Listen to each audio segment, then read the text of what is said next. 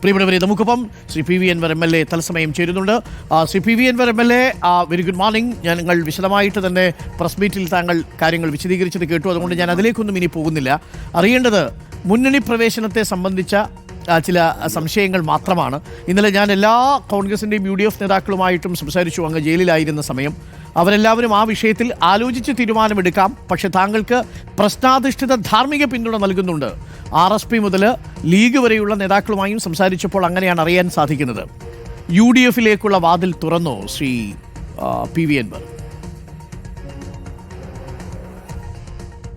അല്ല, അത് doctor Arun, good morning. അത് ഞാനല്ലല്ലോ പറയേണ്ടത്. അത് പറയേണ്ടത് UDFിൻ്റെ ഉത്തരവാദിത്തപ്പെട്ടവരാണ്.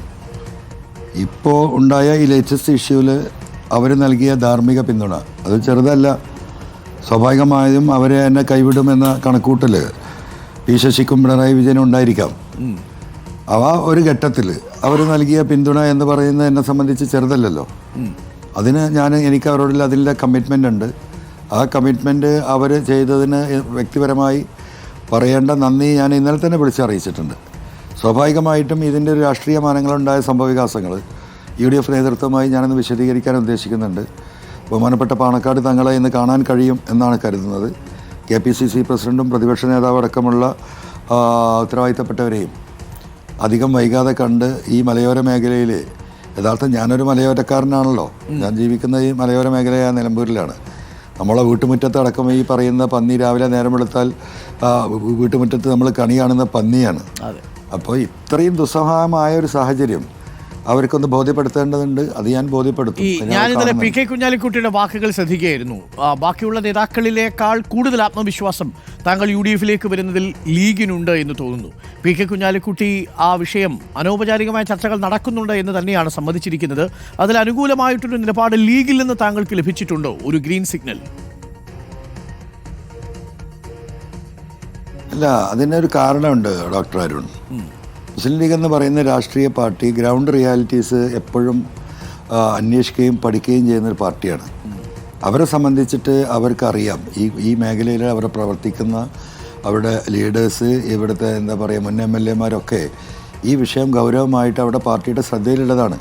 അപ്പോൾ സ്വാഭാവികമായിട്ടും ഇതൊരു ഗൗരവതരമായ വിഷയമാണെന്നും വരാനിരിക്കുന്ന ഈ വനനിയമ ഭേദഗതി ബില്ല് അതിഗൗരവമാണെന്നും അത് ഈ മേഖലയിൽ ജീവിക്കുന്ന ആളുകളുടെ തലയിലേക്ക് ഇടുന്ന ഇടിത്തീയാണെന്നും അവർക്ക് ബോധ്യമുണ്ട്. അത് ആ നേതൃത്വത്തെ അവർ ബോധ്യപ്പെടുത്തിയതുകൊണ്ടാണ് ബഹുമാനപ്പെട്ട കുഞ്ഞാലിക്കുട്ടി സാഹിബും തങ്ങളുമൊക്കെ ഇതൊരു വലിയ വിഷയമാണ് എന്ന് പറയുന്നത്. അവർ ഈ കാര്യത്തിൽ ഗൗരവമായി ശ്രദ്ധിച്ചിട്ടുണ്ട്. അതുകൊണ്ടായിരിക്കാം അദ്ദേഹം ആ രീതിയിൽ അതിനെ പ്രതികരിക്കാനുള്ള കാരണം. സംസാരിച്ചുവെന്നാണ് ഞാൻ മനസ്സിലാക്കുന്നത്, KS സുധാകരനുമായി. അപ്പോൾ സുധാകരനും താങ്കൾ UDFിലേക്ക് വരണമെന്ന നിലപാടാണുള്ളതെന്നാണോ താങ്കൾക്ക് തോന്നിയത്? അല്ല, ആർക്കും അതിലിപ്പോൾ എല്ലാവരും ഇപ്പോൾ പ്രതിപക്ഷ നേതാവിന് അങ്ങനെ ഒരു എതിർപ്പുണ്ട്, ഞാൻ വരുന്നതിന് അദ്ദേഹം എതിരാണ് എന്നുള്ള ഒരു നരേഷൻ സൃഷ്ടിക്കപ്പെടുന്നുണ്ട്. അത് ഓരോ സാഹചര്യവശാൽ പാലക്കാട് തെരഞ്ഞെടുപ്പുമായി ഉണ്ടായ അദ്ദേഹത്തിൻ്റെ ഒരു സ്റ്റേറ്റ്മെൻറ്റാണ് അങ്ങനെ വന്നിട്ടുള്ളത്. എനിക്ക് അദ്ദേഹത്തിൻ്റെ അടുത്ത് നിന്ന് അങ്ങനെ ഒരു നിലപാടുണ്ടെന്ന് വ്യക്തിപരമായിട്ട് വിശ്വസിക്കുന്ന ആളല്ല. മാത്രമല്ല, ഞാൻ ഇന്നലെയും അദ്ദേഹത്തോട് ഇത് കഴിഞ്ഞതിന് ശേഷം ജയിലിൽ നിന്ന് ഇറങ്ങിയ ശേഷം അദ്ദേഹത്തോട് സംസാരിച്ച വ്യക്തിപരമായിട്ട് ധാർമ്മികമായിട്ടും പരിപൂർണ്ണ പിന്തുണയെ അദ്ദേഹം തന്നിട്ടുള്ളത്. പിന്നെ അദ്ദേഹം നിലമ്പൂരിൽ ഇപ്പോൾ ഒരു 2 മാസം മുമ്പ് വന്ന സമയത്ത് അവിടുത്തെ ഡയാലിസിസ് സെൻ്ററിലേക്ക് 2 മെഷീൻ പാർട്ടിയുടെ വക പ്രതിപക്ഷ നേതാവ് ഒപ്പിച്ചു തരണമെന്ന് പറഞ്ഞിരുന്നു. ആ മെഷീൻ നടനം കിട്ടിന് 10-20 ലക്ഷം രൂപ വരും. അത് അദ്ദേഹത്തിൻ്റെ സുഹൃത്തുക്കളുമായി ബന്ധപ്പെട്ട് അദ്ദേഹം അത് സംഭരിച്ചിട്ടുണ്ട്. ഈ ആഴ്ച തന്നെ മെഷീൻ നമുക്ക് അതിൽ അദ്ദേഹം പറഞ്ഞിരിക്കുന്നത് താങ്കൾ രാഹുൽ ഗാന്ധിക്കെതിരെയും VD സതീശനെതിരെയും നടത്തിയ ആരോപണങ്ങൾ പിൻവലിക്കുകയും താങ്കളുടെ ധാർഷ്ട്യം കുറയ്ക്കുകയും ഒക്കെ ചെയ്താൽ താങ്കൾ UDFിൽ വരുന്നതിൽ കുഴപ്പമില്ല എന്നാണ് VT ബൽറാം എന്ന നേതാവ് പറഞ്ഞിരിക്കുന്നത്. ആകെ ഒരേ ഒരു അപസ്വരം മാത്രമാണ് ഞാൻ അതിൽ കേട്ടത് UDFിൻ്റെ ക്യാമ്പിൽ, പ്രത്യേകിച്ച് കോൺഗ്രസ് കുടുംബത്തിൽ. ഞാനിപ്പോൾ ആ കാര്യത്തിൽ ബൽറാം ആരാ നമുക്കറിയാലോ. രാഹുൽജിയുമായിട്ടുള്ള വിഷയം ഞാൻ അന്ന് 24 മണിക്കൂറിൽ ഇങ്ങനെ ഒരു വാർത്ത ഇങ്ങനെ വളഞ്ഞു വരുന്ന ഒരു തെറ്റിദ്ധാരണ ഞാൻ അന്ന് ഡോക്ടർ അരുണുമായി സംസാരിച്ചാണല്ലോ. നിങ്ങൾക്ക് തന്നെ അത് ഓർമ്മ ഉണ്ടാവുമല്ലോ. ഞാൻ അന്നും പറഞ്ഞത് ആ പൊളിറ്റിക്കൽ DNA കുറിച്ചാണ്. കേരളത്തിലെ മുഖ്യമന്ത്രിയുമായി ബന്ധപ്പെട്ട് അദ്ദേഹം നടത്തിയൊരു സ്റ്റേറ്റ്മെൻറ്റ് അന്നാണ് കൃത്യമായും അത്. കാരണം ഒരിക്കലും ഇപ്പോൾ ആര് കൈവിട്ടാലും നെഹ്റു കുടുംബവുമായിട്ടുള്ള കുടുംബപരമായ പാരമ്പര്യമായിട്ടുള്ള ബന്ധം നിലനിൽക്കുന്ന ആ രക്തം തന്നെയാണ് നമ്മളെയൊക്കെ സിരകളിൽ ഓടുന്നത്. അതുകൊണ്ട് അത്തരത്തിലുള്ള ഒരു വൃത്തികെട്ട സ്റ്റേറ്റ്മെൻറ്റ് എൻ്റെ അടുത്ത് നിന്ന് വരുമെന്ന് ഒരിക്കലും അത് കരുതാവുന്നതല്ല. അതിനുള്ള ഒരു സാഹചര്യം ഉണ്ടായിട്ടില്ല. തീർത്തും പൊളിറ്റിക്കലായിട്ടുള്ള DNA കുറിച്ചാണ് ഞാൻ അന്ന് പറഞ്ഞത്. അതൊരു തെറ്റിദ്ധാരണ വന്നപ്പോൾ അത് ക്ലിയർ ചെയ്തതാണ്. അപ്പോൾ ഇനി എനിക്ക് തോന്നുന്നു മറ്റ് എതിർപ്പുകളൊന്നുമില്ല. അടുത്ത UDF യോഗത്തിൽ ചർച്ച ചെയ്യുമെന്നാണ് ഞാൻ കരുതുന്നത്. KPCC അടിയന്തരമായിട്ട് രാഷ്ട്രീയകാര്യ സമിതി യോഗം വിളിച്ചിട്ടുണ്ട് 12-ാം തീയതി. മുതിർന്ന നേതാക്കളെല്ലാം ഇതിൽ പങ്കെടുക്കും. അതിൽ പ്രധാന വിഷയം ശ്രീ PV അൻവറിൻ്റെ UDF പ്രവേശനമായിട്ടാണ് ഞാൻ മനസ്സിലാക്കുന്നത്. എനിക്കറിയില്ല ഡോക്ടറെ, അതിനെപ്പറ്റി അറിയില്ല. ഓക്കെ, എന്തായാലും അറിയാത്ത കാര്യം എനിക്ക് അങ്ങനെ പറയാൻ വയ്യ. താങ്കൾ പറഞ്ഞൊരു സ്റ്റേറ്റ്മെന്റ് ഞാൻ ശ്രദ്ധിച്ചു. UDF ലീഡർഷിപ്പ് ഉണ്ടെങ്കിൽ ആത്മാർത്ഥമായി കൂടെ നിൽക്കും എന്നാണ് അങ്ങ് പറഞ്ഞത്. അപ്പോൾ VD സതീശൻ്റെ നേതൃത്വത്തെ അംഗീകരിച്ചുകൊണ്ട്, പ്രതിപക്ഷ നേതാവിൻ്റെ നേതൃത്വത്തെ അംഗീകരിച്ചുകൊണ്ട് അങ്ങ് നിയമസഭയിൽ പ്രതിപക്ഷ നിരയിലിരിക്കാൻ മനസ്സുകൊണ്ട് തയ്യാറായി കഴിഞ്ഞു എന്ന് പറയാമല്ലേ?